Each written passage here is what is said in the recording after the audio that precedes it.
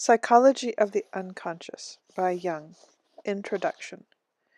Anyone who can read Freud's interpretation of the dream without scientific rebellion at the newness and apparently unjustified daring of its analytical presentation, and without moral indignation at the astonishing nudity of the dream interpretation, and who can allow this unusual array of facts to influence her mind calmly and without prejudice, will surely be deeply impressed at that place where Freud calls to mind the fact that an individual psychological conflict, namely the incest fantasy, is the essential root of that powerful ancient dramatic material, the Oedipus legend. The impression made by this simple reference may be likened to that wholly peculiar feeling which arises in us if, for example, in the noise and tumult of a modern street we should come across an ancient relic, the Corinthian capital of a walled-in column, or a fragment of inscription. Just a moment ago we were given over to the noisy, ephemeral life of the present, when something very far away and strange appeared to us, which turns our attention to things of another order, a glimpse away from the incoherent multiplicity of the present to a higher coherence in history. Very likely it would suddenly occur to us that on this spot, where we now run busily to and fro, a similar life and activity prevailed 2,000 years ago in somewhat other forms. Similar passions moved people, and people were likewise convinced of the uniqueness of their experience. It would liken the impression which the first acquaintance with the monuments of antiquity so easily leaves behind to that impression with Freud's reference to the Oedipal legend makes. For while we were still engaged with this confusing impression of the variability of the individual soul, suddenly there is opened a revelation of the simple greatness of the Oedipus tragedy that never extinguished light of the Grecian theatre. This breadth of outlook carries in itself something of a revelation. For us, the ancient psychology has long since been buried among the shadows of the past. In the schoolroom one could scarcely repress a skeptical smile when one indiscreetly reckoned the comfortably matronly age of Penelope and the age of Jocasta, and comically compared the result of the reckoning with the tragic erotic struggles in the legend and the drama. We did not know at the time, and who knows even today, that the mother can be the all-consuming passion of the son, which perhaps undermines his whole life and tragically destroys it, so that not even the magnitude of the Oedipus fate seems one jot overdrawn. Rare and pathologically understood cases like Ninon de Lector's and her son lie too far removed from most of us to give a living impression.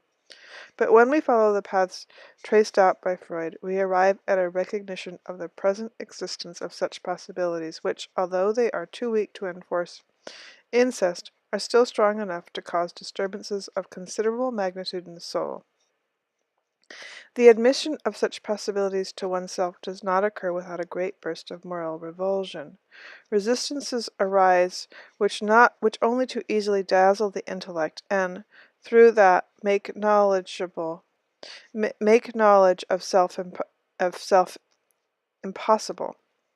Whenever we succeed, however, in stripping feelings from the more scientific knowledge, then that abyss which separates our age from the antique is bridged, and with astonishment we see that Oedipus is still a living thing for us. The importance of such an impression should not be undervalued. We are taught by this insight that there is an identity of elementary human conflicts existing independent of time and place. That which affected the Greeks with horror still remains true, but it is true for us only when we give up a vain illusion that we are different, that is to say, more moral, than the ancients. We of the present day have nearly succeeded in forgetting that an indissoluble common bond binds us to the people of antiquity. With this truth a path is open to the understanding of the ancient mind, an understanding which so far has not existed, and on the one side leads to an inner sympathy, and on the other side to an intellectual comprehension. Though buried strata of the individual soul Through buried strata of the individual soul, we come indirectly into possession of the living mind of the ancient culture, and just precisely through that do we win the stable point of view outside our own culture, from which, for the first time, an objective understanding of their mechanisms would be possible. At least that is the hope which we get from the rediscovery of the Oedipus problem. The inquiry made possible by Freud's work has resulted fruitfully. We are indebted to this stimulation for some bold attacks upon the territory of the history of the human mind. They are the works of Ricklin, Abraham, Rank, Meader, Jones, recently Silberer, who joined their ranks with a beautiful investigation entitled Fantasy and Myths. We are indebted to Feister for a comprehensive work which cannot be overlooked here and which is of much importance for Christian religious psychology. The leading purpose of these works is the unlocking of historical problems through the application of psychoanalytic knowledge, that is to say, knowledge drawn from the activity of the modern unconscious mind concerning specific historical material. I must refer the reader entirely to the specified works in order that she may gain information concerning the extent and the kind of insight which has already been obtained. The explanations are in many cases dubious in particulars. Nevertheless, this distracts in no way from the total result. It would be significant enough if only the far-reaching analogy between the psychologic structure of the historical relics and the structure of the recent individual psychologic problems alone were demonstrated. This proof is possible of attainment for every intelligent person through the work done up to this time. The analogy prevails especially in symbolism, as Ricklin, Rank, Maeder, and Abraham have pointed out with illustrating examples. It is it is also shown in the individual mechanisms of unconscious work, that is to say in repression, condensation, etc., as Abraham explicitly shows. Up to the present time, the psychoanalytic investigator has turned his intellect chiefly to the analysis of the individual psychologic problems. It seems to me, however, that in the present state of affairs, there is more or less imperative demand for the psychoanalyst to broaden the analysis of individual problems by a comparative study of historical material relating to them, just as Freud has already done in a masterly manner in his book on Leonardo da Vinci. For, just as the psychoanalytic conceptions promote understanding of the historic psychologic creations, so reversely, historical materials can shed new light upon individual psychologic problems. These and similar considerations have caused me to turn my attention somewhat more to the historical, in the hope that, out of this, new insights into the foundation of individual psychology might be won. Chapter 1. Concerning the two kinds of thinking.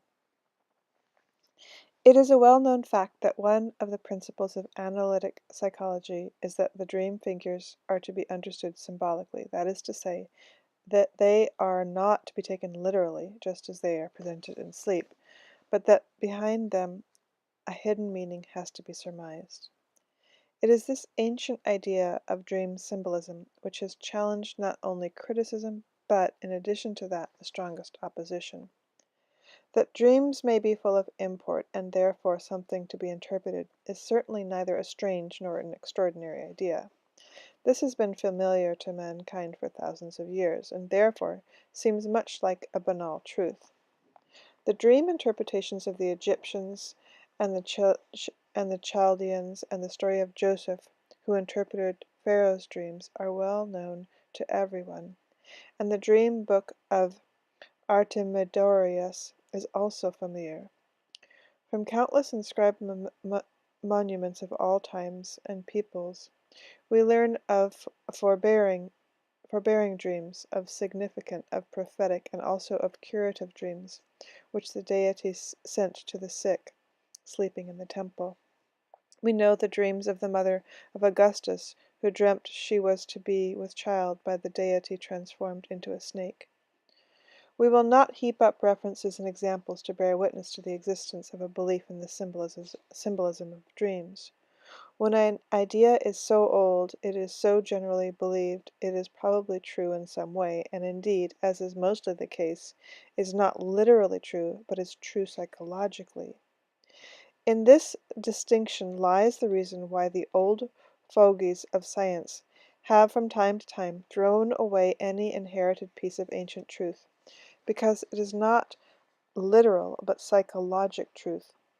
For such discrimination, this type of person has had any this type of person has at no time had any comprehension.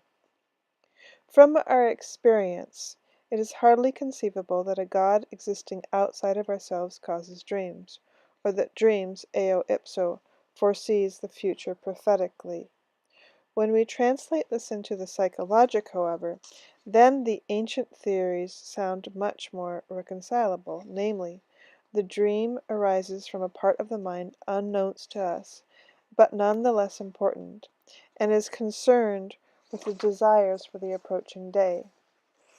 The psychologic formula derived from the ancient superstitions conceived of in dreams is, so to speak, exactly identified with the Freudian psychology, which, assuming a rising wish from the unconscious to be the source of the dream, which assumes a rising wish. As the old belief teaches, the deity or the demon speaks in symbolic speech to the sleeper, and the dream interpreter has the riddle to solve. In modern speech, we say this means that the dream is a series of images which are apparently contradictory and nonsensical, but arise in reality from psychologic material which yields a clear meaning.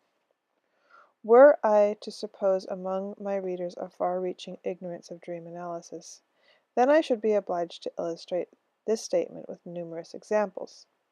Today, however, these things are quite well known, and so that one must proceed carefully with every daydream material, out of consideration for a public education in these matters. It is a special inconvenience that no dream can be recounted without being obliged to add to it half a life history, which affords the individual foundations of the dream. But there are some few typical dreams which can be told without too great a ballast. One of these is a dream of a sexual assault, which is especially prevalent among women. A girl sleeping after an evening happily spent in dancing dreams that a robber breaks open her door noisily and stabs through her body with a lance. This theme, which explains itself, has countless variations, some simple, some complicated.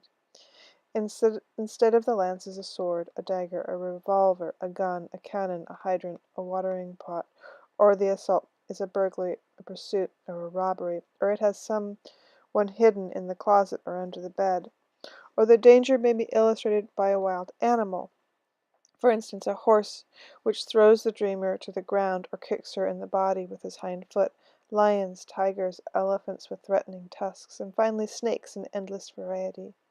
Sometimes the snake creeps into the mouth, sometimes it bites the breast like Cleopatra's legendary asp, sometimes it comes in the role of a paradisical snake, or the variation of Franz Stunck's, whose pictures of snakes bear the significant titles Vice, Sin, Lust.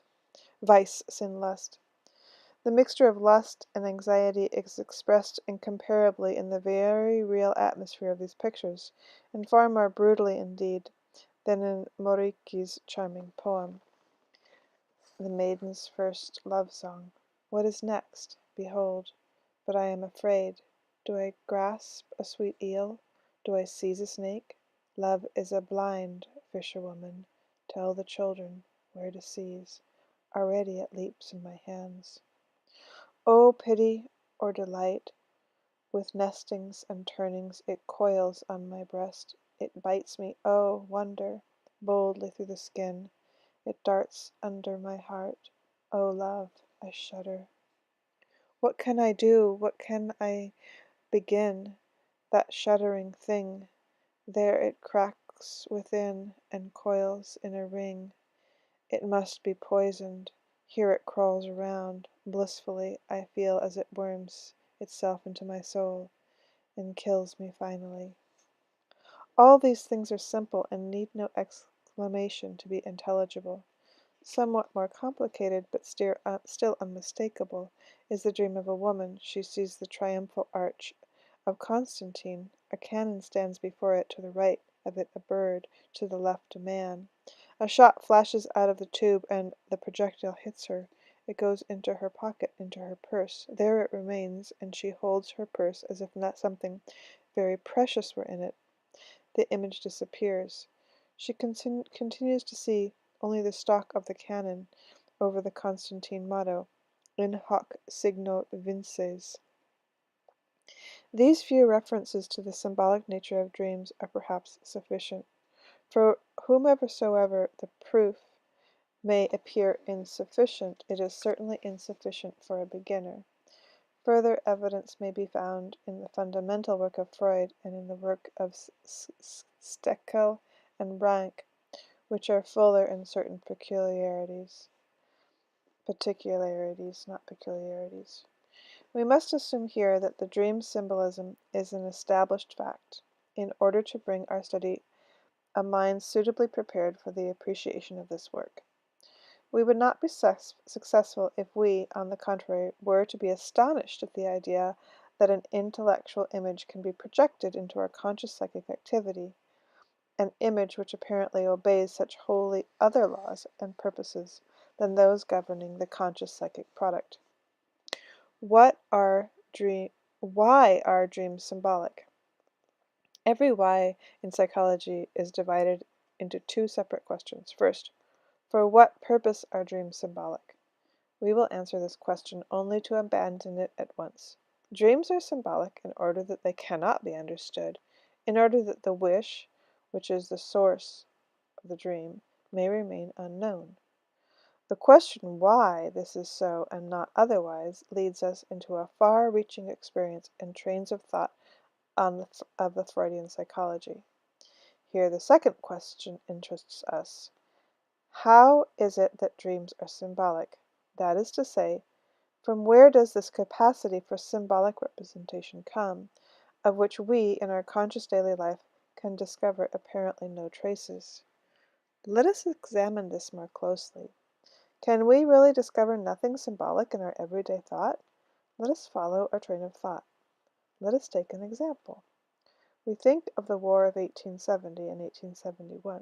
We think about a series of bloody battles, the Siege of Strasbourg, Belfort, Paris, the Treaty of Paris, the foundation for the German Empire, and etc. How have we been thinking? We start with an idea, a super idea, as it is called, and without thinking of it, but each time merely guided by a feeling of direction, we think about individual reminiscences of the war. In this we can find nothing symbolic, and our whole conscious thinking proceeds according to this type. If we observe our thinking very narrowly, and follow an intensive train of thought, as for example the solution of a difficult problem, then suddenly we notice that we are thinking in words, or that in wholly intensive thinking we begin to speak to ourselves, or that we occasionally write down the problem or make a drawing of it so that it is absolutely clear. It must certainly have happened to anyone who has lived for some time in a foreign country that after a certain period she has begun to think in the language of the country. A very intensive training of thinking works itself out more or less in word form, that is, if one wants to express it, or to teach it, or to convince anyone of it. Evidently, it directs itself wholly to the outside world. To this extent, this directed or logical thinking is a reality thinking, having a real existence for us.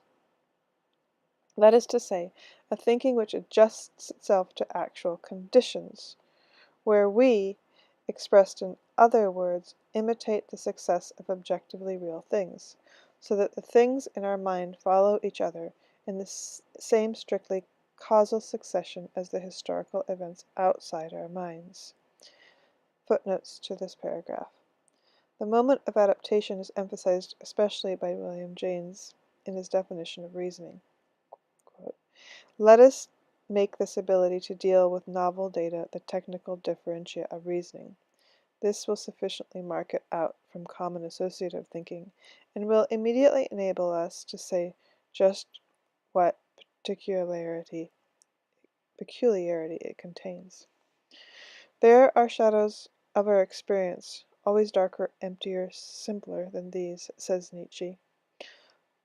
Lotz expresses himself in regard to this as follows. Thought, left to the logical laws of its movement, encounters once more, at the end of its regularly traversed course, the things suppressed or hidden. We call this thinking with directed attention. It has, in addition, the peculiarity that one is tired by it, and that, on this account, it is set into action only for a time. Our whole vital accomplishment, which is so expensive, is adaptation to environment. A part of it is the directed thinking, which, biologically expressed, is nothing but a process of psychic assimilation, which, as in every vital accomplishment, leaves behind a corresponding exhaustion. The material with which is language and speak concept, a thing which has been used from time immemorial as something external, a bridge for thought, and which has a single purpose, that of communication. As long as we think directedly, we think for others and speak to others. Footnote. Compare the remarks of Baldwin following in text. The eccentric philosopher Johann Georg Hamann even places intelligence and speech as identical. With Nietzsche, intelligence fares even worse as speech metaphysics. Friedrich Maltner goes the furthest into this conception. For him, there exists absolutely no thought without speech, and speaking is thinking. His idea of the fetish of the word governing in science is worthy of notice.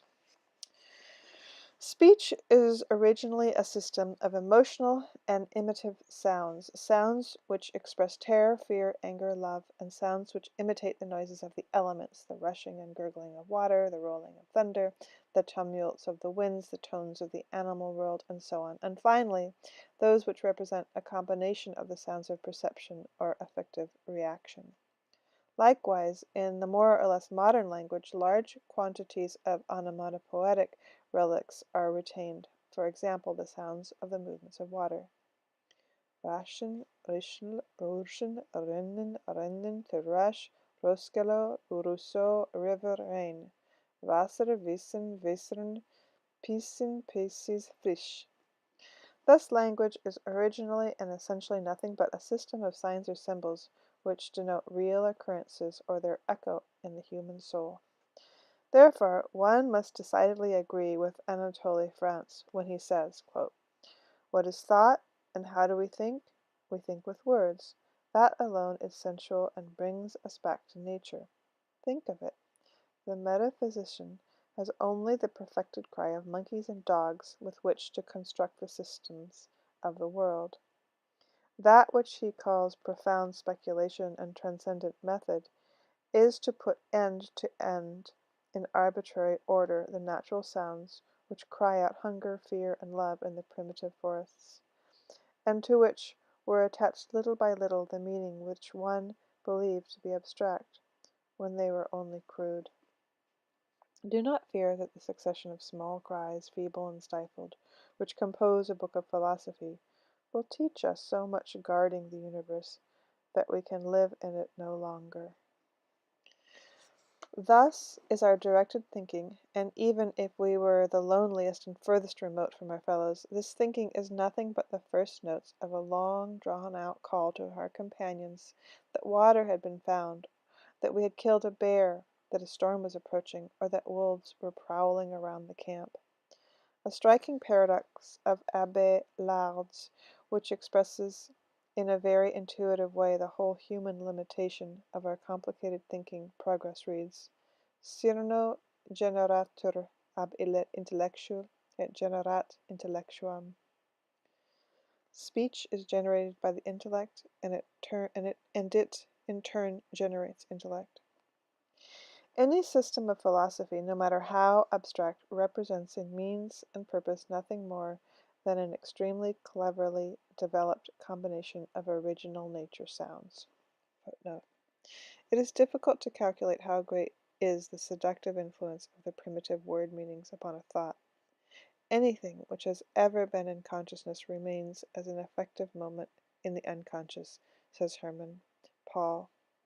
The old word meanings have an after effect chiefly imperceptible. Within the dark chamber of the unconscious is the soul, says J. G. Ham, mentioned above, expresses himself unequivocally.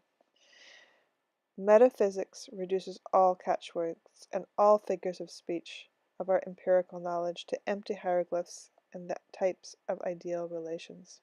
It is said that Kant learned some things from Hamann. Hence arise the desire of Schopenhauer or a Nietzsche for recognition and understanding, and the despair and bitterness of their loneliness. One might expect, perhaps, that a man full of genius could pasture in the greatness of his own thoughts, and renounce the cheap approbation of the crowd which he despises. Yet he succumbs to more powerful impulses of the herd instinct, his searching and his finding, his call, belonging to the herd. When I said just now that directed thinking is properly a thinking with words, and quoted by the clever testimony of Anatole France as drastic proof of it, a misunderstanding might easily arise, namely that directed thinking is really only word. That certainly would go too far. Language should, however, be comprehended in a wider sense than that of speech, which is in itself only an expression of the formulated thought, which is capable of being communicated in the widest sense. Otherwise, the deaf-mute would be limited to the utmost in his capacity for thinking, which is not really the case. Without any knowledge of the spoken word, she has her language. This language, considered from the standpoint of history, or in other words, directed thinking, is here a descendant of the primitive words, as, for instance, Wundt expressed it. Quote, a further important result of that cooperation of sound and sign interchanged consists in the fact that very many words gradually lose altogether their original concrete thought meaning, and turn into signs for general ideas, and for the expression of the apperceptive functions of relation and comparison and their products. In this manner abstract thought develops, which, because it would not be possible without the change of meaning lying at the root of it, is indeed a production of that psychic and psychophysical reciprocal reciprocal action out of which the development of language takes place. Jodl denies the identity of language and thought because, for one reason, one and the same psychic fact might be expressed in different languages in different ways. From that he draws the conclusion that a super-language thinking exists. Certainly, there is such a thing, whether with Erdmann one considers it hyplogyst or with Jodl as super-language. Only this is not logical thinking. My conception of it agrees with the noteworthy contribution made by Baldwin, which I will quote here, word for word. The transmission from prejudgmental to judgmental thinking is just that from knowledge, which has social confirmation, to that which gets along without it. The meanings utilized for judgment are those already developed in their presuppositions and applications through the confirmation of social intercourse. Thus, the personal judgment, trained in the methods of social rendering and disciplined by the interaction of its social world, projects its contents onto the world again.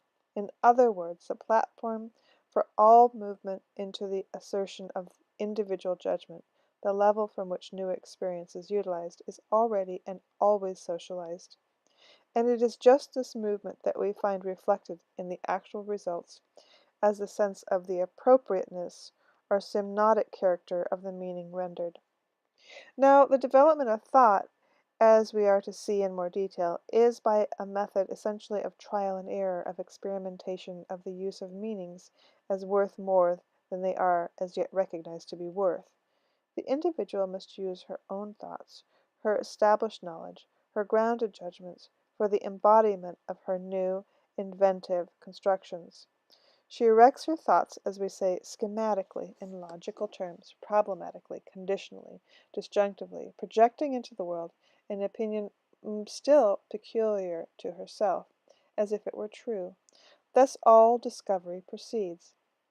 But this is, from the linguistic point of view, still to use this current language, still to work by meanings already established in social and conventional usage. Language grows, therefore, just as thought does, by never losing its semiotic or dual reference. Its meaning is both personal and social. It is the register of traditional, the record of racial conquest, the deposit of all the gain made by the geniuses of individuals. The social copy system thus established reflects the judgmental processes of the race, and in turn becomes the training school of the judgment of the new generations. Most of the training of the self, whereby the vagaries of personal reaction to fact and image are reduced to the basis of sound judgment, comes through the use of speech. When the child speaks, she lays before the world her suggestion for a general or common meaning. The reception she gets confirms or refutes her. In either case she is instructed. Her next venture is now from a platform of knowledge on which the newer item is more nearly convertible into the common coin of effective intercourse. The point to notice here is not so much the exact mechanism of the exchange, secondary conversion, by which the gain is made, as the training in judgment and the constant use of it affords. In each case, effective judgment is the common judgment. Here the object is to point out that it is secured by the development of a function whose rise is directly ad hoc, directly for the social experimentation by which growth in personal competence is advanced as well, the function of speech. In language, therefore, to sum up the foregoing, we have the tangible, the actual, the historical instrument of the development and conservation of psychic meaning. It is the material evidence and proof of the concurrence of social and personal judgment. It is the synodic meaning, judged as appropriate because social meaning held as socially generalized and acknowledged." These arguments of Baldwin abundantly emphasize the wide-reaching limitations of thinking caused by language. These limitations are of the greatest significance both subjectively and objectively. At least their meaning is great enough to force one to ask one's self if, after all, in regard to independence of thought, Franz Müller, thoroughly skeptical, is not really correct in his view that thinking is speech and nothing more. Baldwin expresses himself more cautiously and reservedly. Nevertheless, his inner meaning is plainly in favor of the primacy of speech, naturally not in the sense of the spoken word. The directed thinking, or as we might call it, the thinking in internal speech, is the manifest instrument of culture, and we do not go astray when we say that the powerful work of education, which the centuries have given to directed thinking, has produced, just through the peculiar development of thinking from the individual subjective into the social object, a practical application of the human mind to which we owe modern empiricism and technique, and which occurs for absolutely the first time in history of the world. Inquisitive minds have often tormented themselves with the question why the undoubtedly extraordinary knowledge of mathematics and principles and material effects, united with the unexampled arts of the human hand in antiquity, never arrived at the point of developing these known technical statements of fact, for instance, the principles of simple machines, beyond the realm of the amusing and curious to a real technique in the modern sense. There is necessarily only one answer to this. The ancients almost entirely, with the exception of a few extraordinary minds, lacked the capacity to allow their interest to follow the transformations of innate matter to the extent necessary for them to be able to reproduce the process of nature, creatively and through their own art, by means of which alone they could have succeeded in putting themselves in possession of the force of nature. That which they lacked was training in directed thinking, or, to express it psychoanalytically, the ancients did not succeed in tearing loose the libido, which might be sublimated, from the other natural relations, and did not turn voluntarily to anthropomorphism. The secret of the development of culture lies in the mobility of the libido and its capacity for transference. It is therefore to be assumed that the directed thinking of our time is a more or less modern acquisition, which was lacking in earlier times. But with that we come to a further question. What happened happens if we do not think directly. Then our thinking lacks the major idea, and the feeling of direction emanates from that. Footnote. So at least this form of thought appeared as consciousness. Freud says in this connection, in the interpretation of dreams, it is demonstrably incorrect to state that we abandon ourselves to an aimless course of ideas when we relinquish our reflections and allow the unwilled images to emerge. It can be shown that we are able to reject only those end presentations known to us, and that immediately upon the sensation of those unknown, or as we inaccurately say, unconscious, and end presentations come into play which now determine the course of the unwilled ideas. A thought without end presentations cannot be produced through any influence we can exert in our own psychic life. End footnote. We no longer compel our thoughts along a definite track, but let them float, sink, and mount according to their own gravity. According to Kupel, thinking is a kind of inner will action, the absence of which necessarily leads to an automatic play of ideas. James understands the non-direct thinking, or merely associative thinking, as the ordinary run. He expresses himself about this in the following manner. Our thought consists for a great part of a series of images, one of which produces the other, a sort of passive dream state of which the higher animals are also capable. This sort of thinking leads, nevertheless, to reasonable conclusions of a practical as well as theoretical nature. As a rule, the links of this sort of irresponsible thinking, which are accidentally bound together, are empirically concrete things, not abstractions. We can, in the following manner, complete these definitions of William James. This sort of thinking does not tire us. It quickly leads us away from reality into fantasies of the past and the future.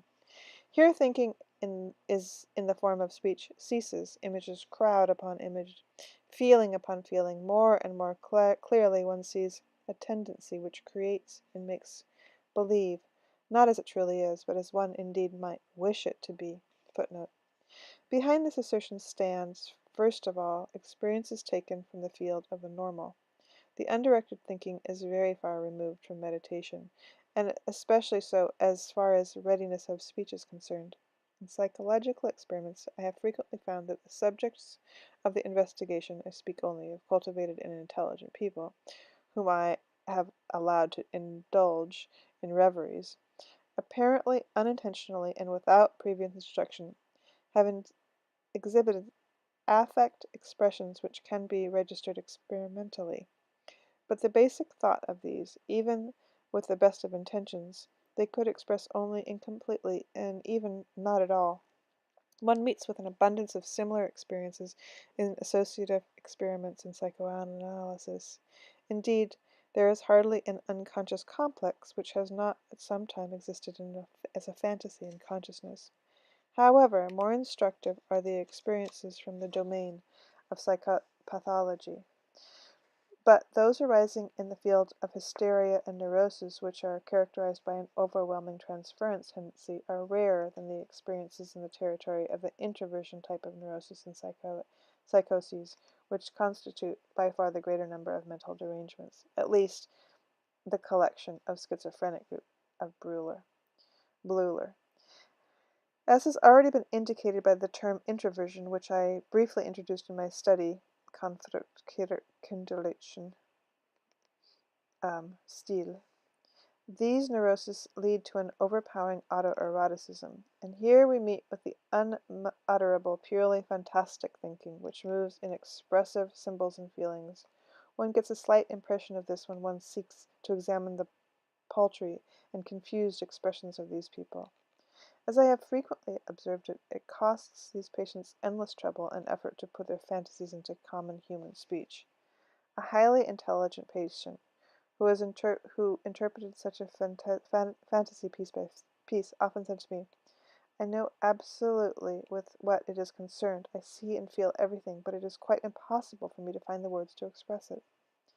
The poetic and religious introversion gives rise to a similar experience. For example, Paul, in the Epistle to the Romans, quote, "For we know not what we should pray for as we ought, but the Spirit itself maketh intercession with groanings which cannot be uttered." Similarly, James remarks, the great difference, in fact, between the simple kind of rational thinking which consists in the concrete objects of past experience merely suggests each other. The reason distinctively so called is thus, and that whilst the empirical thinking is only reproductive, reasoning is productive. End of footnote. The material of these thoughts, which turns away from reality, can naturally be only the past with its mere thousand memory pictures. The customary speech calls this kind of thinking dreaming. Whoever attentively observes herself will find the general custom of speech very striking. For almost every day we can see for ourselves how, when falling asleep, fantasies are woven into our dreams, so that between the dream of day and night there is not so great a difference. Thus we have two forms of thinking, directed thinking and dream or fantasy thinking. The first, working for communication with speech elements, is troublesome and exhausting. The latter, on the contrary, goes on without trouble, working spontaneously, so to speak, with reminiscences. The first creates innovations, adaptations, imitates reality, and seeks to act upon it. The latter, on the contrary, turns away from reality, sets free subjective wishes, and is, in regard to adaptation, wholly unproductive. Footnote. Similarly, James remarks, the great difference, in fact, between the simple kind of rational thinking which consists in concrete objects of past experiences merely suggesting each other, and reason distinctively so called, is this, that whilst the empirical thinking is reproductive, reasoning is productive. Let us leave aside the query as to why we possess these two different ways of thinking and turn back to the second proposition, namely, how comes it that we have two different ways of thinking? I have intimated that above that history shows us that directed thinking was not always as developed as it is at present. In this age, the most beautiful expression of directed thinking is science, and the technique fostered by it. Both things are indebted for their existence simply to an energetic education in directed thinking. At the time, however, when a few forerunners of the present culture, like the poet Petrarch, first began to appreciate nature understandingly, there was always in existence an equivalent for our science, to wit, Scholasticism. Footnotes.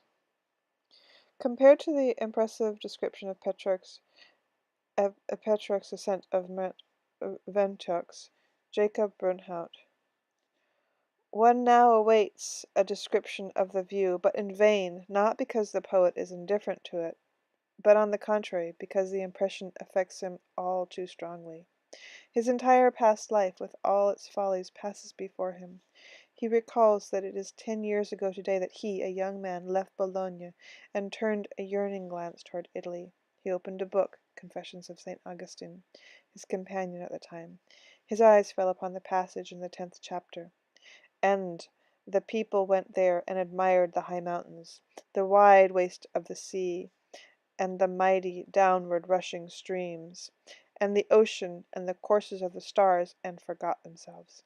His brother, to whom he reads these words, cannot comprehend why, at this point, he closes the book and is silent. Wundt gives a striking description of the scholastic method in his Philosophie-Studien. The method consists first in this, that one realizes the chief aim of scientific investigation is the discovery of a comprehensive scheme, firmly established and capable of being applied in a uniform manner to the most varied problems. Secondly, in that one lays an excessive value upon certain general ideas, and consequently upon the word system symbols designating these ideas. Wherefore an analysis of word meaning comes, in extreme cases, to be an empty subtlety and a splitting of hairs, instead of an investigation of the real facts from which ideas are abstracted. This took its object from the fantasies of the past, and it gave to the mind a dialectic training in directed thinking. The only success which betokened the thinker was a rhetorical victory in disputation, and not a viable transformation of reality. The subjects of thinking are often astonishingly fantastical. fantastical. For example, questions were discussed such as how many angels could have been placed on the point of a needle, whether Christ could have done his work of redemption equally well if he had come into the world as a pea. The possibility of such problems, to which belonging the metaphysical problems in general, to meaning to be able to know the unknowable, shows us of peculiar what peculiar kind of mind must have been created what peculiar kind of mind must have been which created such things which to us are the height of absurdity. Nietzsche guessed, however, at the biological background of this phenomenon, which he spoke of when he spoke of the beautiful tension of the Germanic mind which the Middle Ages created. Taken historically, scholasticism, in the spirit of which persons of towering intellectual powers, such as Thomas of Aquinas, Duns Scotus, Abelard, William de Ockham, and others, have labored, is the mother of the modern scientific attitude. A later time will see clearly how and in what scholasticism still furnishes living undercurrents to the science of today. Its whole nature lies in dialectic gymnastics, which have raised the symbol of the speech, the word, to an almost absolute meaning, so that it finally attained to that substantially which obtained to that substantially which expiring antiquity could lend its logos only temporally, through attributes of mystical valuation. The great work of scholasticism, however, appears to be the foundation of a firmly knitted intellectual sublimation, the conditio sine qua non of modern scientific and technical spirit. Should we go further back into history, we shall find that which today we call science dissolved into an indistinct cloud. The modern culture-creating mind is incessantly occupied in stripping off all subjectivity from experience, and in finding those formulas which bring nature and her forces to the best and most fitting expression. It would be an absurd and entirely unjustified self-glorification if we were to assume that we are not more energetic or more intelligent than the ancients. Our materials for knowledge have increased, but not our intellectual capacity. For this reason, we become immediately as obstinate and insusceptible in regard to new ideas as people in the darkest times of antiquity. Our knowledge has increased, but not our wisdom. The main point of our interest is displaced wholly into material reality. Antiquity preferred a mode of thought which was more closely related to the fantastic type. Except for a sensitive perspicuity towards works of art, not attained since then, we seek in vain in antiquity for that precise and concrete matter of thinking characteristic of modern science. We see the ancient spirit create not science, but mythology.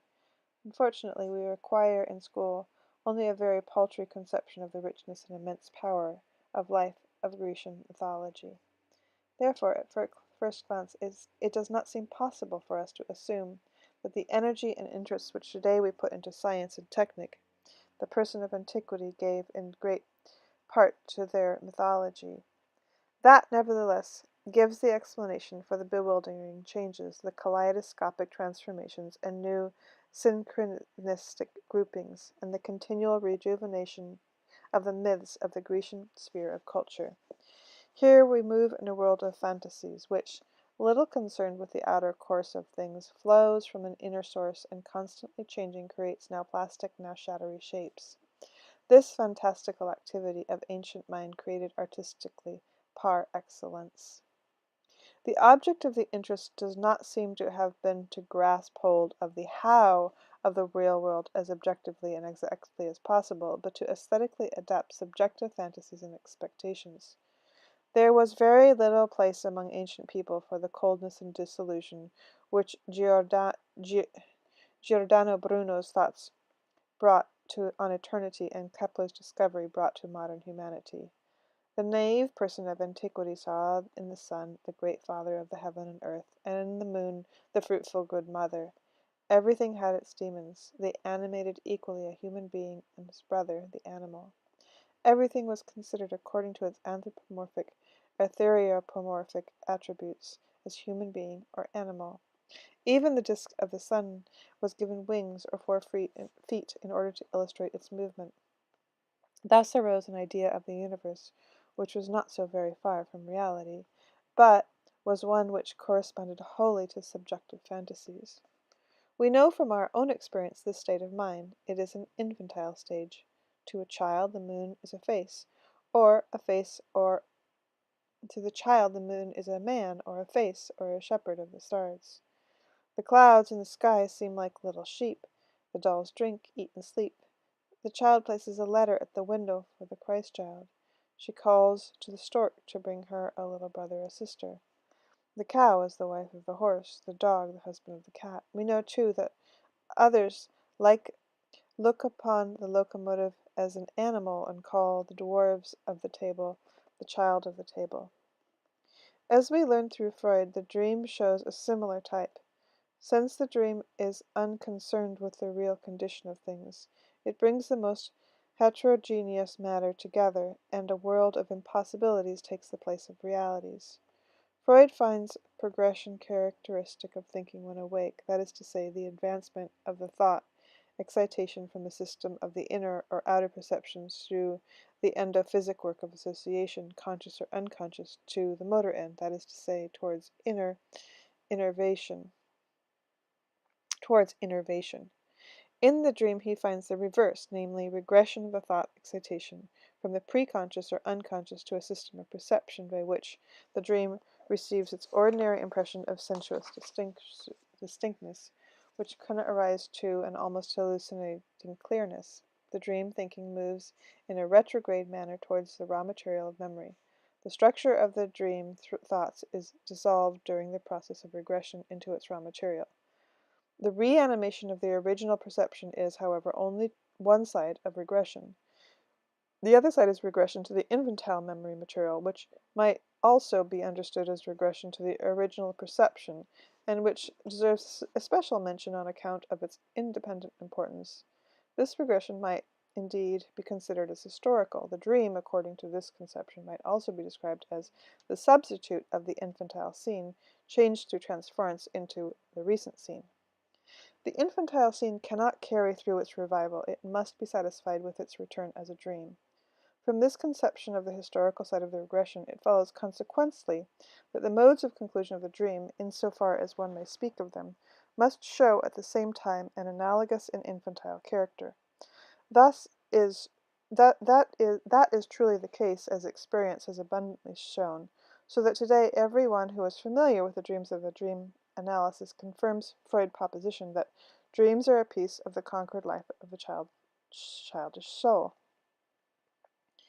Insomuch as the childish psychic life is undeniably of an archaic type, this characteristic belongs to the dream in quite an unusual degree. Freud calls our attention to this especially. Quote, "The dream, which fulfills its wishes by a short regressive path, affords us only an example of the primary method of working of the psychic apparatus, which has been abandoned by us as unsuitable. That which once ruled in the waking state, when the psychic life was still young and impotent, appears to be banished in the dream life, in somewhat the same way as the bow and arrow, those discarded primitive weapons of adult humanity, have been relegated to the nursery." Footnote. The concluding passage in Tramditnog was of prophetic significance, and has been brilliantly established since then through investigations of the psychoses. Quote, "In the psychoses, these modes of operation of the psychic mechanism normally suppressed in the waking state, again become operative, and then disclose their inability to satisfy our needs in the outer world." Unquote. The importance of this position is emphasized by the views of Pierre Janet, developed independently of Freud, and which deserve to be mentioned here, because they add confirmation from the entirely different side, namely the biological. Janet made the distinction in the functioning of a firmly organized inferior and superior part, conceived of as in a state of continuous transformation. Quote, it is really on this superior part of the functions, on their adaptation to present circumstances, that the neuroses depended. The neuroses are the disturbances or the checks in the evolution of the functions, the illness depending upon the morbid functioning of the organism. These are characterized by an alteration in the superior part of the functions, in their evolution and in their adaptation to the present moment, to the present state of the exterior world and of the individual, and also by the absence in or deterioration of the old parts of the same functions. In place of these superior operations, there are developed psychic, mental, and above all emotional disturbances. This is only the tendency to replace the superior operations by an exaggeration of certain inferior operations, and especially by gross visceral disturbances. End quote. The old parts are indeed the inferior part of the function, and these replace in a purposeless fashion the abortive attempts at adaptation. Briefly speaking, the archaic replaces the recent functions which has failed. Similar views concerning the nature of neurotic symptoms are expressed by Claparède as well. Quel mot sur la définition de l'hystérie? He understands the hysterogenic mechanism as tendency à la réversion, as a sort of atavistic manner of reaction. End of footnote. All this experience suggests to us that we draw a parallel between the fantastical, mythological thinking of antiquity and the similar thinking of children, between the lower and dreams. This train of thought is not strange to us, but quite familiar through our knowledge of comparative anatomy and the history of development, which show us how the structure and function of human body are the results of a series of embryonic changes which correspond to similar changes in the history of people. Therefore, the supposition is justified that autogenesis corresponds in psychology to phylogenesis. Consequently, it would be true as well that the state of infantile thinking in the child's psychic life, as well as in dreams, is nothing but a re-echo of the prehistoric and the ancient. Footnote. Compare especially to Freud's thorough investigation of the child in his analysis. End footnote. In regard to this, Nietzsche takes a very broad and remarkable standpoint. Quote, in our sleep and in our dreams we pass through the whole thought of the earlier humanity. I mean, in the same way that man reasons in his dreams, he reasons when in the waking state many thousands of years. The first causa which occurred to his mind in reference to anything that needed explanation satisfied him and passed for truth. In the dream, this atavistic relic of humanity manifests its existence within us, for it is the foundation upon which the higher rational faculty developed, and which is still developing in every individual. The dream carries us back into earlier states of human culture and affords us a means of understanding it better. The dream thought is so easy to us now because we are so thoroughly trained to it through the intermingled stages of evolution during which this fantastic and facile form of theorizing has prevailed. To a certain extent, the dream is a restorative for the brain, which during the day is called upon to meet the severe demands for trained thought made by the conditions of a higher civilization.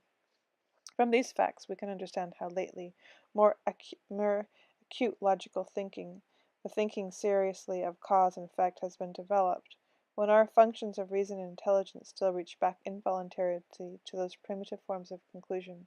We live about half our lives in this condition. End quote.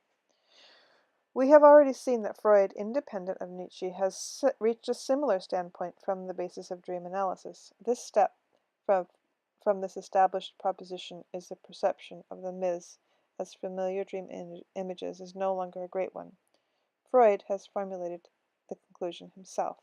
Quote, the investigation of this folk psychologic formulation, myths, etc., is by no means finished at present.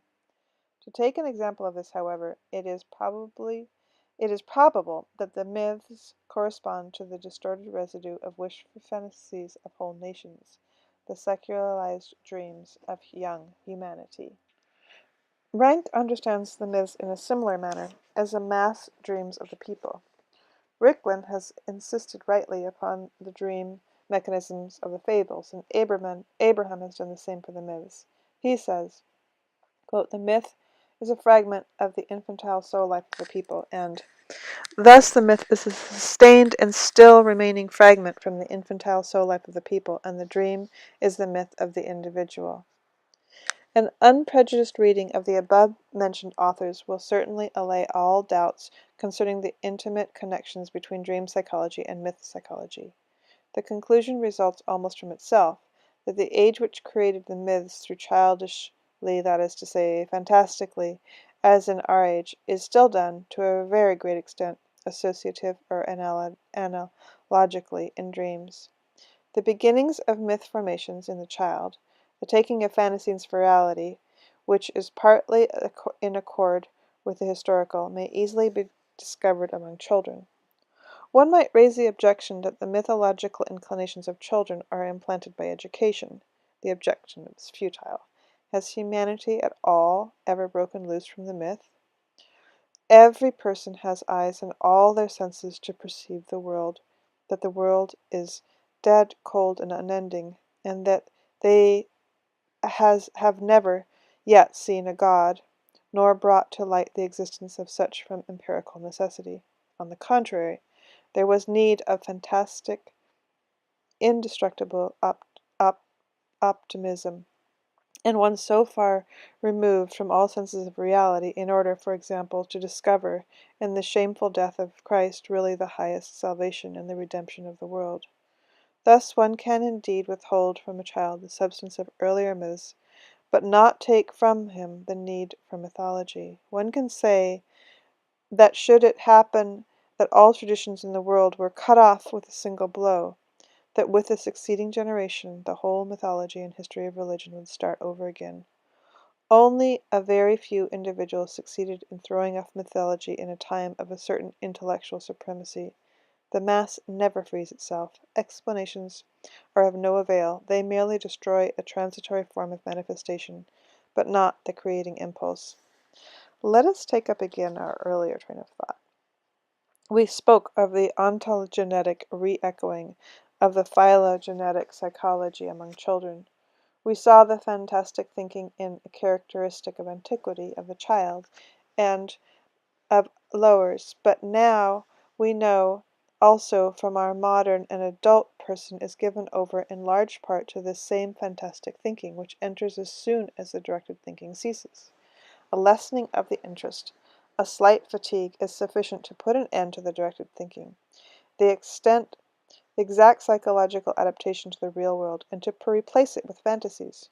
We digress from the theme and give way to our own trains of thought. If the slackening of the attention increases, then we lose by degrees the consciousness of the present, and the fantasy enters into possession of the field. Here the important question obtrudes itself. How are fantasies created? From the poets we learn much from it. From science we learn little. The psychoanalytic method presented to science by Freud shed light upon this for the first time. It showed us that there are typical cycles. The stutterer imagines he is a great orator. The truth is, Demosthenes, thanks to his energy, has proven. The truth in this, Demosthenes, thanks to his great energy, has proven. The poor man imagines himself to be a millionaire, the child an adult. The conquered fight out victorious battles with the conqueror. The conquered fight out victorious battles with the conqueror. The unfit torments or delights herself with ambitious plans. We imagine that which we lack. The interesting question of why all this we must here leave unanswered while we return to the historic problem. From what source do fantasies draw their material? We choose, as an example, a typical fantasy of puberty.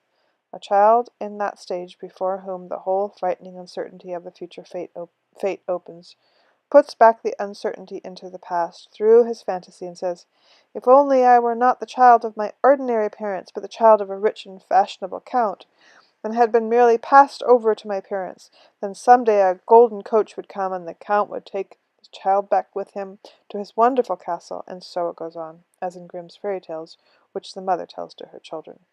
With a normal child, it stops with the with a fugitive quickly passing idea, which is soon covered over and forgotten. However, at one time, and this was in the ancient world culture, the fantasy was an openly acknowledged institution. The heroes, I recall Romulus and Remus, Semiramis, Moses, and many others, have been separated from their real parents. Others are directly sons of gods, and the noble races derive their family trees from heroes and gods. As one sees by this example, the fantasy of modern humanity is nothing but a re-echoing of an old folk belief, which was very widespread originally. The ambitious fantasy chooses, among others, a form which is a classic and which once had a true meaning. The same thing holds good in regard to sexual fantasy. In the preamble we have spoken of dreams of sexual assault, the robber who breaks into the house and commits a dangerous act. That, too, is a mythological theme, and in the prehistoric era was certainly a reality, too. Wholly apart from the fact that the capture of woman was something general in the lawless prehistoric times, it is also a subject of mythology in cultivated epochs. I reveal the capture of Proserpina, Deianira, Europa, and the Sabine woman, etc. We must not forget that, even today, marriage customs exist in various religions which recall the ancient custom of marriage by capture. The symbolism of the instrument of coitus was an inexhaustible material for ancient fantasy. It furnished a widespread cult that was designated phallic, the object of reverence of which was the phallus. The companion of Dionysus was Phalles, a personification of the phallus proceeding from the phallic Herme of Dionysus. The phallic symbols were countless. Among the Sabines, the custom existed for the bridegroom to part the bride's hair with a lance. The bird, the fish, the snake were phallic symbols. In addition, there existed in enormous quantities theriomorphic representations of the sexual instinct in connection with which the bull, the he-goat, the ram, the boar, and the ass were frequently used. An undercurrent to this choice of symbol was furnished by sodomistic inclinations of humanity. When, in the dream fantasy of modern people, the feared man is replaced by an animal, there is recurring in the octogenetic re-echoing the same thing which was openly represented by the ancients countless times. There were he-goats which pursued nymphs, satyrs with she-goats. In still older times in Egypt there even existed a sign of a goat god, which the Greeks call Pan, where Herodotus prostituted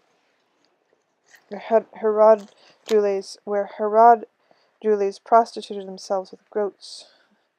It is well known that this worship has not died out, but continues to live in a special custom in southern Italy and Greece. 34. Compare also the sodomistic fantasies in the Metamorphoses of Apuleius in Herculum for example. Corresponding sculptures have been found. And footnote. Today we feel for such a thing nothing but the deepest abhorrence, and never would admit that it still slumbered in our souls. Nevertheless, just as truly as the ideas of sexual assault is there, so are these things too, which we should contemplate still more closely, not through moral eyeglasses with horror, but with interest as a natural science, since these things are venerable relics of past cultural periods. We have even today a clause in our penal code against sodomy. But that which was once so strong as to give rise to a worship among a highly developed people has probably not wholly disappeared from the human soul during the course of a few generations. We may not forget that since the Symposium of Plato, in which homosexual faces us on the same level as the so-called normal sexuality, only 80 generations have passed. And what are 80 generations?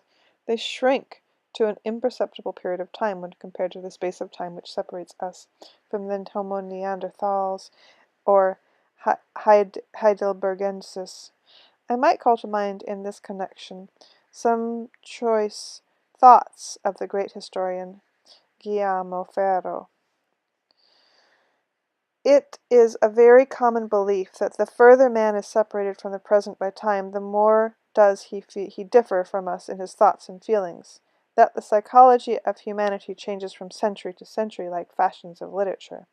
Therefore, No sooner do we find in past history an institution, a custom, or a law, or a belief a little different from those with which we are familiar, than we immediately search for some complex meaning, which frequently resolve themselves into phrases of doubtful significance. Indeed, man does not change so quickly. His psychology at bottom remains the same, and even if his culture varies much from one epoch to another, it does not change in the functioning of his mind. The fundamental laws of the mind remain the same, at least during the short historical period of which we have knowledge, and all phenomena, even the most strange, must be capable of explanation by those common laws of the mind which we can recognize in ourselves." End quote. The psychologist should accept this viewpoint without reservation as peculiarly applicable to herself. Even today, indeed, in our civilization, the phallic processions, the Dionysian mysteries of classical Athens, the bare-faced phallic emblems have disappeared from our coins, houses, temples, and streets. So also have the theriomorphic representations of the deity that have been reduced to small remnants, like the dove of the Holy Ghost, the lamb of the God, and the cock of Peter adorning our church towers. In the same way, the capture and violation of women has shrunken away to crimes. Yet all of this does not affect the fate that we, in childhood, go through a period in which the impulses towards these archaic inclinations appear again and again, and that through all our life we possess side by side with the newly recruited, directed, and adapted thought, a fantastic thought which corresponds to the thoughts of the centuries of antiquity and barbarism. Just as our bodies still keep the reminders of old functions and conditions in many old-fashioned organs, so our minds too, which apparently have outgrown those archaic tendencies, nevertheless bear the marks of the evolution passed through, and the very ancient re-echoes, at least dreamily, in fantasies. The symbolism which Freud has discovered is revealed as an expression of a thinking and of an impulse limited to the dream, to wrong conduct, and to derangements of the mind, which form of thinking and impulse at one time ruled as the mightiest influences in past culture epochs. The question of whence comes the inclination and ability, which enables the mind to express itself symbolically, brings us to the distinction between two kinds of thinking, the directed and adapted on the one hand, and the subjective, fed by our own egotistic wishes on the other. The latter form of thinking, presupposing that it were not constantly corrected by the adapted thinking, must necessarily produce an overwhelmingly subjectively distorted view of the world. We regard this state of mind as infantile. It lies in our individual past, and in the past of mankind. With this we affirm the important fact that people in their fantastic thinking have kept a condensation of the psychic history in their development. An extraordinarily important task, which even today is hardly possible, is to give a systematic description of fantastic thinking. One may, at most, sketch it. While directed thinking is a phenomenon conscious throughout, the same cannot be asserted of fantastic thinking. Doubtless, a great part of it still falls entirely in the realm of the conscious, but at least just as much goes along in half-shadows and generally as an undetermined amount in the unconscious, and this can therefore be disclosed only indirectly. By means of fantastic thinking, directed thinking is connected with the oldest foundations of human mind, which have been there for a long time beneath the threshold of consciousness. The products of this fantastic thinking arise directly from the consciousness, and are, first, waking dreams or daydreams, to which Freud, Flournoy, Pick, and others have given special attention. Then the dreams which offer to the consciousness, at first, a mysterious exterior, and win meaning only through the indirectly inferred unconscious contents. Lastly, there is a so-called wholly unconscious fantasy system in the split-off complex which exhibits a pronounced tendency towards the production of dissociative personality. Our foregoing explanations show wherein the products arising from the unconscious are related to the mythical. From all these signs it may be concluded that the soul possesses in some degree historical strata, the oldest stratum of which would correspond to the unconscious. The result of that must be that an introversion occurring in later life, according to the Freudian teaching, seizes upon regressive infantile reminiscences taken from the individual past. That first points out the way, then, with stronger introversion and regression, strong repressions, introversion, psychosis, there came to light pronounced traits of an archaic mental kind which, under certain circumstances, might go so far as the re-echo of once manifest archaic mental product. This problem deserves to be more thoroughly discussed. As a concrete example, let us take the history of the pious Abbé Ogier, which Anatole France has communicated to save us. This priest was a hypercritical man, and much given to fantasies, especially in regard to one question, i.e. the fate of Judas, whether he was really damned, as the teachings of the Church assert, to everlasting punishment, or whether God had pardoned him at all. Ogier sided with the intelligent point of view that God, in all his wisdom, had chosen Judas as an instrument in order to bring about the highest point of the work of the redemption of Christ. This necessary instrument, without the help of which the human race would not have been a sharer in salvation, could not possibly be damned by the all-good God.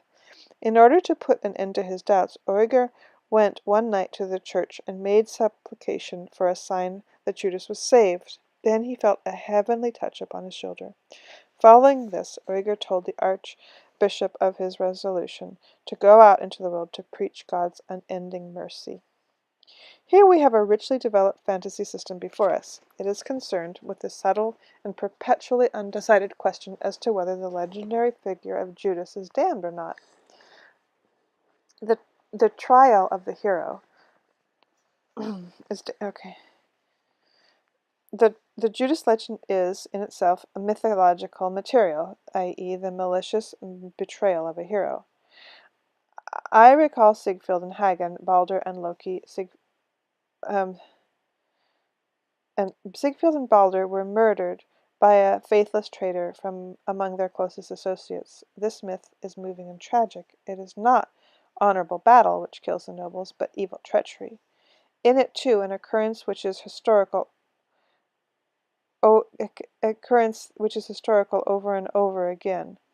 One thinks of Caesar and Brutus. Since the myth of such a deed is very old, and still the object of teaching and redemption, it is an expression of the psychological fact that envy does not allow humanity to sleep, and that all of us carry in a hidden recess of our heart a deadly wish towards the hero. This rule can be applied generally to mythological tradition. It does not set forth any account of the old events, but rather acts in such a way that it always reveals a thought common to humanity, and once more rejuvenated.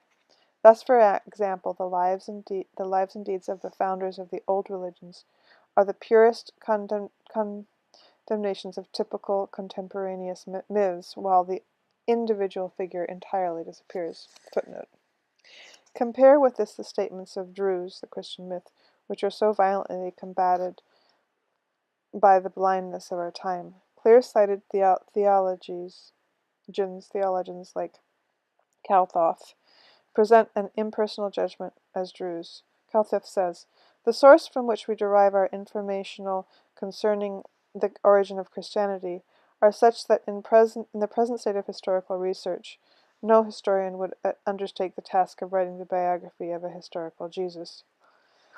To see behind these stories of life of the real historical personality would not occur to any man if it were not for the influence in rationalistic theology. The divine in Christ, always considered an inner attribute and one with the human, leads in a straight line backwards from the scholarly man of God through the epistles and the Gospels of the New Testament to the Apocalypse of Daniel, in which the theological imprint of the figure of Christ has arisen.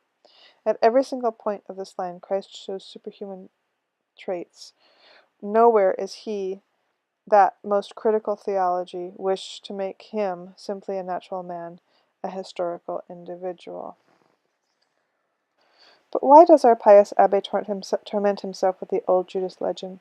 He first went into the world to preach the gospel of mercy, and then, after some time, he separated from the Catholic Church and became a Swedenborgian.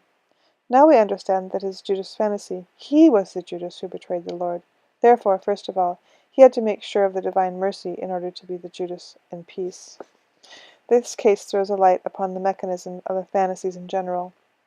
The known conscious fantasy may be of mythological or other material. It is not to be taken seriously as such, for it has an indirect meaning. If we take it, however, as important per se, then the thing is not understandable, and makes one despair of the efficiency of mind. But we saw in the case of Abbe Oigar that his doubts and his hopes did not turn upon the historical problem of Judas, but upon his own personality, which wished to win a way of freedom for itself through the solution of the Judas problem.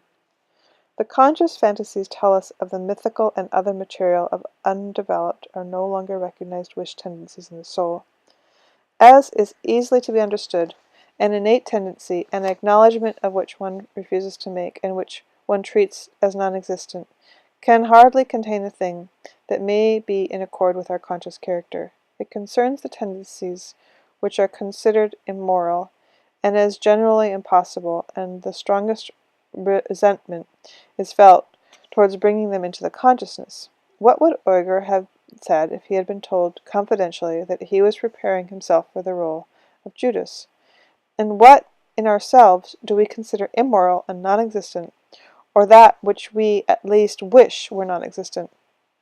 Is it that which in antiquity lay widespread on the surface, i.e., sexuality in all its various manifestations?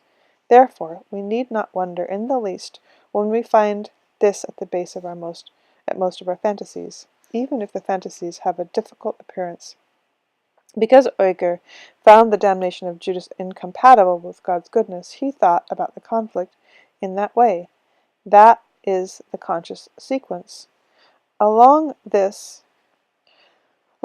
this is the unconscious sequence. Because Uyghur himself wished to be Judas, he first made sure of the goodness of God. To Uyghur, Judas was a symbol of his own unconscious tendency, and he made use of this symbol in order to be able to meditate over his unconscious wish. The direct coming into consciousness of the Judas wish would have been too painful to him. Thus, there must be typical myths, which are really the instruments of a folk psychological complex treatment. Jacob Burckhardt seems to have suspected this when he once said that every Greek of the classical era carried in himself a fragment of Oedipus, just as every German carries a fragment of Faust. Footnote. Compare J. Burckhardt's letters to Albert Brenner. Quote, I have absolutely nothing stored away for the special interpretation of Faust. You are well provided with commentaries of all sorts. Hark! Let us at once take the whole foolish pack back into the reading room from whence they have come. What you are destined to find in Faust, that you will find by intuition. Faust is nothing else than pure and legitimate myth, a great primitive conception, so to speak, in which everyone can divide his own way, his own nature, and destiny. Allow me to make a comparison. What would the ancient Greeks have said had the commentator interposed himself between them and the Oedipal legend? There was a chord of the Oedipus legend in every Greek which longed to be touched directly and responded in its own way, and thus it is with the Greek nation in Faust. The problem which with this simple story of Abbe Urgar has brought clearly before us confirms to us again when we prepare to examine fantasies which owe their existence this time to an exclusively unconscious work. We are indebted for the material which we will use in the following chapters to the useful publication of the American woman, Miss Frank Miller, who has given to the world some poetical, unconsciously formed fantasies under the title Quelques faits d'imagination créatrice subconsciente. Footnote.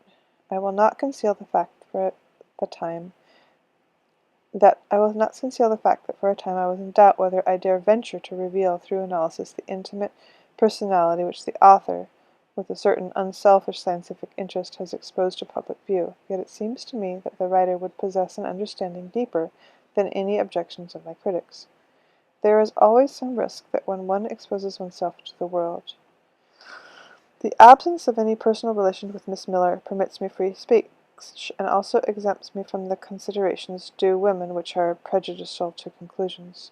The person of the author is, on that account, just as shadowy to me as our fantasies, just like Ulysses. I have tried to let Phantom drink only enough blood to enable it to speak, and in so doing betray some of the secrets of inner life. I have not undertaken this analysis, for which the author owes me but little thanks, for the pleasure of revealing private and intimate matters, with the accompanying embarrassment of publicity, but because I wish to show the secret of the individual as common to all.